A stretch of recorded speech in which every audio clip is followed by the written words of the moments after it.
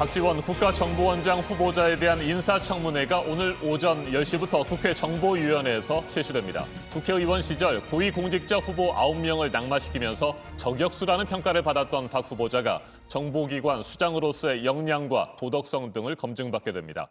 개인 신상과 도덕성 문제를 다루는 오전 청문회만 TV 생중계를 통해 공개되고 대북 정보 등 민감한 현안을 중심으로 이어지는 오후 청문회는 비공개로 진행됩니다. 네, 박지원 후보자의 대북관과 또 학력 위조를 포함한 각종 의혹들에 대해서 오늘 야당 의원들의 질문이 집중될 것으로 보이는데요. 박 후보자는 오늘 청문회를 앞두고 논란이 됐던 북한 관련 발언 등에 대해서 해명을 내놨습니다. 김태형 기자가 보도합니다. 박지원 국정원장 후보자는 그동안 여러 인사청문회에서 저격수로 불렸습니다. 박 후보자가 낙마시킨 고위공직자 후보는 9명에 이릅니다. 하지만 이번엔 정반대 상황이 됐습니다. 자신이 인사검증대에 서면서 후배 의원들의 집중 추궁을 받게 된 겁니다.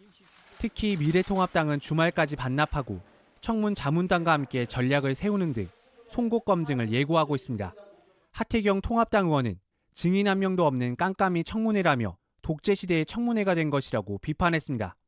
박 후보자에게 5천만 원을 빌려주고 5년 동안 돌려받지 않은 고액 후원자로 유일하게 증인으로 채택됐던 78세 A씨가 지난 24일 건강상의 이유로 불출석 사유서를 제출했기 때문입니다. 한편 박 후보자는 청문회를 앞두고 자신의 과거 정치적 언행에 대한 해명을 계속 내놓고 있습니다. 박 후보자는 2017년 대선 전까지 거의 매일 문 대통령을 비판하기도 했습니다.